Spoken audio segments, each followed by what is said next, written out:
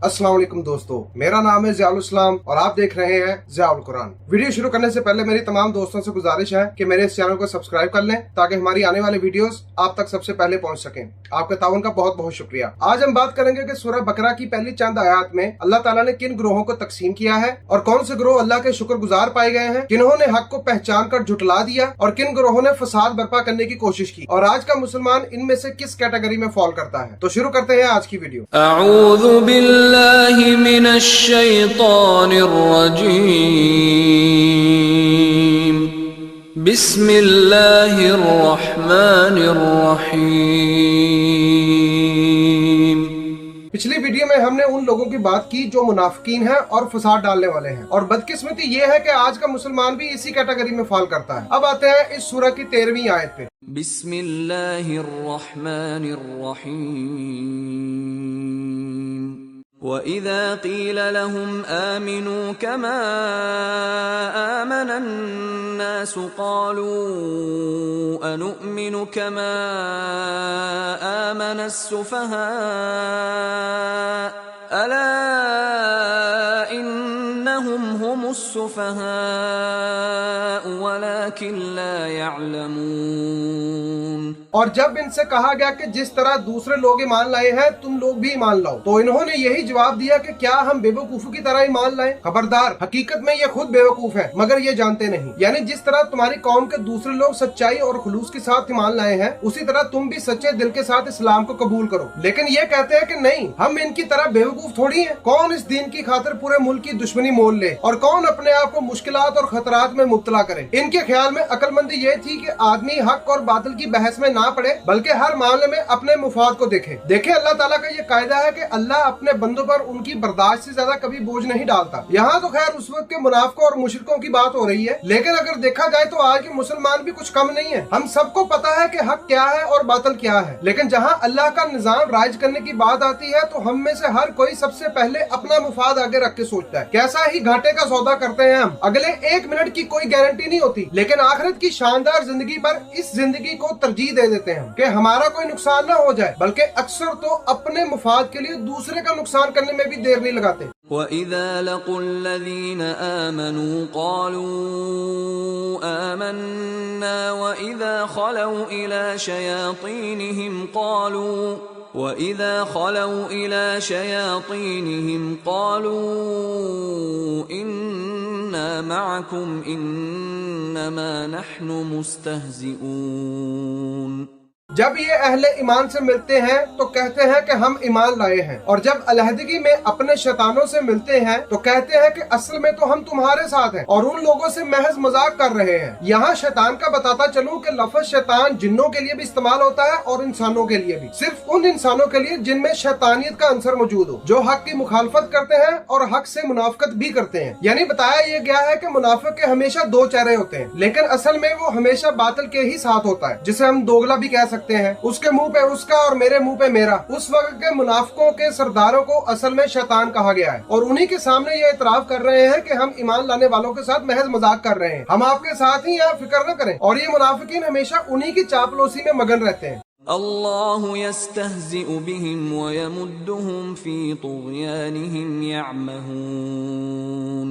अल्लाह इनसे मजाक कर रहा है, वो इनकी रस्सी दराज किए जाता है और ये अपनी सरकशी में अंधों की तरह भटकते चले जाते हैं। यानी असल में मजाक अल्लाह के यहाँ इनका हो रहा है, क्योंकि ये अपने अंजाम से वाकिफ ही नहीं है। वो समझते हैं कि हमने अपनी दोगली चाल चलकर मुसलमानों को बेवकूफ बनाया हुआ है, और अल्लाह भी इनको हिदायत नहीं देता बल्कि इनकी रस्सी मजीद दराज कर रहा है। देखे, अल्लाह इंसान को वही अता करता है जिसका उसे गुमान हो। आप हिदायत का गुमान रखते हैं तो अल्लाह आप पर हिदायत के दरवाजे खोल देगा। आप मुनाफिकत का गुमान रखते हैं तो ये न समझे कि आप अल्लाह को या मुसलमानों को बेवकूफ बना रहे हैं। उसी गुमान के मुताबिक अल्लाह ताला आपको आपकी चालों में कामयाब करता रहता है, और अपनी कामयाबी को देखते हुए आप मजीद उसी मुनाफिकत को अपना पेशा बना लेते हैं। हालांकि वो सरासर आपकी नाकामी ही है, और उसके ऊपर से अल्लाह आपसे वो अकल ही छीन लेता है जिससे आप ये फैसला कर सके कि आप सही कर रहे हैं या गलत। इस चीज को ही अंधों की तरह भटकना कहते हैं। बाकी अब आप खुद सोच लें कि आप में से अंधे कितने हैं और किसको ये लगता है कि मैं अपनी चालाकी के बलबूते पर हमेशा कामयाब होता हूँ। أولئك الذين اشتروا الضلالة بالهدى فما ربحت تجارتهم وما كانوا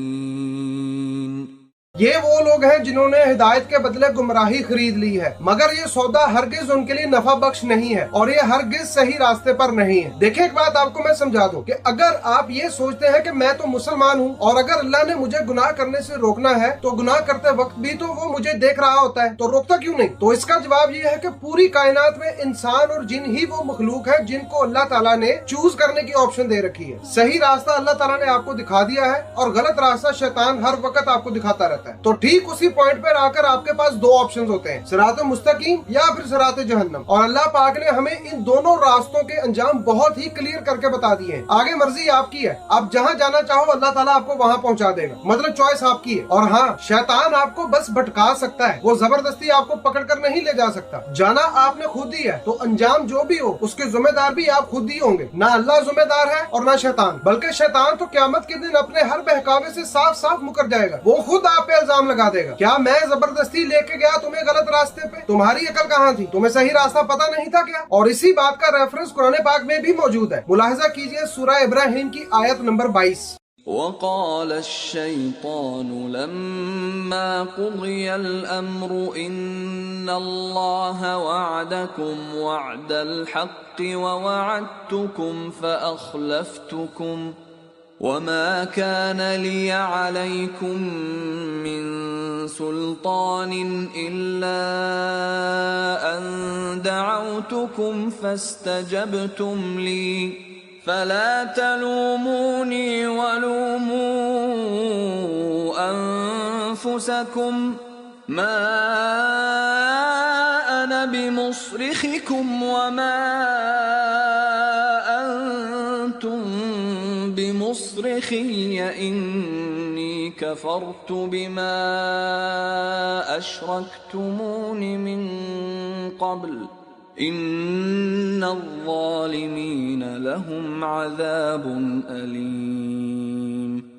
اور جب فیصلہ چکا دیا جائے گا تو شیطان کہے گا، حقیقت یہ ہے کہ اللہ نے جو وعدے تم سے کیے تھے وہ سب سچے تھے اور میں نے جتنے وعدے کیے ان میں سے کوئی بھی پورا نہ کیا۔ میرا تم پر کوئی زور تو تھا نہیں، میں نے تو اس کے سوا کچھ نہیں کیا کہ اپنے راستے کی طرف تمہیں دعوت دی اور تم نے میری دعوت پر لبیک کہا۔ اب مجھے ملامت نہ کرو، اپنے آپ ہی کو ملامت کرو۔ یہاں نہ میں تمہاری فریاد رسی کر سکتا ہوں اور نہ تم میری۔ اس سے پہلے جو تم نے مجھے خدائی میں شریک بنا رکھا تھا میں اس سے بری الذمہ ہوں۔ ایسے ظالموں کے لیے تو دردناک سزا یقینی ہے۔ تو اب آپ ہی بتائیں کہ اس بات کا کیا جواب ہوگا آپ کے پاس؟ کچھ بھی نہیں، پچھتاوا، صرف پچھتاوا۔ تو آپ لوگ وہ نہ بنے جو صحیح راستے کو چھوڑ کر گمراہی خرید رہے ہیں۔ اگر آپ ایسا سمجھتے ہیں کہ آپ پروفٹ میں جا رہے ہیں تو یہ بھول ہے آپ کی گمراہی دنیا کا پروفٹ تو ہو سکتی ہے، لیکن اس سے کئی گنا زیادہ نقصان آپ کو آخرت میں ہوگا، اور اس وقت اس مسئلے کا کوئی بھی سلوشن نہیں ہوگا۔ دیکھیں کتنے ہی واضح انداز میں اللہ تعالیٰ نے نفع اور نقصان کو بیان کیا ہے۔ بے شک یہاں بات منافقوں اور مشرکوں کے بارے میں ہو رہی ہے، مگر میں یہ کہتا ہوں کہ آپ قرآن پاک کی ہر آیت کو اپنے اوپر اپلائی کر کے دیکھیں۔ اگر آپ اس میں فیل ہو رہے ہیں تو سمجھ جائیں کہ آپ بھی منافقوں اور مشرکوں کی لسٹ میں شامل ہیں۔ مثلهم كمثل الذي استوقد نارا فلما أضاءت ما حوله ذهب الله بنورهم وتركهم في ظلمات لا يبصرون۔ ان کی مثال ایسے ہے کہ ایک شخص نے آگ روشن کی اور جب اس نے سارے ماحول کو روشن کر دیا تو اللہ نے ان کا نور بصارت سلب کر لیا اور انہیں اس حال میں چھوڑ دیا کہ تاریکیوں میں انہیں کچھ بھی نظر نہیں آتا۔ مطلب یہ کہ جب اللہ کے ایک بندے نے حق کی روشنی پھیلائی، حق کو باطل سے، صحیح کو غلط سے اور راہ راست کو گمراہیوں سے چھانٹ کر بالکل نمایاں کر دیا، تو جو لوگ دیکھنے والی نظر رکھتے تھے ان پر تو ساری حقیقتیں روشن ہو گئی، مگر یہ منافق جو نفس پرستی میں اندھے ہو رہے تھے ان کو اس روشنی میں کچھ بھی نظر نہیں آیا۔ اللہ نے نور بصارت سلب کر لیا کہ الفاظ سے کسی کو غلط فہمی نہ ہو کہ ان کے تاریکی میں بھٹکنے کی ذمہ داری خود ان پر نہیں ہے۔ اللہ نور بصارت اسی کا سلب کرتا ہے جو خود حق کا طالب نہیں ہوتا، خود ہدایت کے بجائے گمراہی کو اپنے لیے پسند کرتا ہے۔ تو جب انہوں نے حق سے منہ ہی پھیر لیا ہے تو اللہ کو کیا پڑی ہے کہ ان کو زبردستی ہدایت کی طرف کھینچ کر لائے۔ تم نے بھٹکنا ہی ہے تو جاؤ پھر بھٹکو، اللہ بھی اسی کی توفیق دیتا ہے۔ پھر ایک بات ذہن میں رکھیں، اگر آپ حق پہ ہیں تو نہ اللہ کی سلطنت میں آپ کی وجہ سے کوئی اضافہ ہو جائے گا، اور اگر آپ گمراہی میں ہیں تو نہ آپ کی وجہ سے اس کی سلطنت میں کوئی کمی آ جائے گی. اللہ کو ان چیزوں سے کوئی فرق نہیں پڑتا. آپ نے جو بھی کرنا ہے خود اپنے لیے کرنا ہے, on the behalf of yourself. صم بكم عمي فهم لا يرجعون. یہ بہرے ہیں, گونگے ہیں, اندھے ہیں, یہ اب نہ پلٹیں گے. یعنی حق بات سننے کے لیے بہرے ہیں, حق بات بولنے کے لیے گونگے ہیں, اور حق دیکھنے کے لیے اندھے ہیں. اور نہیں پلٹیں گے سے مراد وہی ہے جو میں بتاتا آیا ہوں کہ اللہ نے اس بات کی توفیق ہی چھین لی ہے کہ ان کو حق سمجھ میں آ سکے. اسی لیے کہا گیا ہے کہ یہ پلٹیں گے نہیں, کیونکہ حق تب ہی تو دیکھیں گے یا سنیں گے نا جب اللہ کی توفیق ہو. کیونکہ جو راستہ انہوں نے اپنے لیے چنا ہے اس کے بعد اللہ نے ہدایت کا راستہ ان کے لیے بند کر دیا. جاؤ انجوائے کرو جتنا کر سکتے ہو. یہ تو اینڈ پہ پتا چلے گا نا کہ انجوائمنٹ وہ تھی یہ ہے جو اب ہونے والا ہے ان کے ساتھ. تو اب آپ بتائیں کہ آپ ان میں سے کون ہیں؟ أو كصيب من السماء فيه ظلمات ورعد وبرق يجعلون أصابعهم في آذانهم من الصواعق حذر الموت والله محيط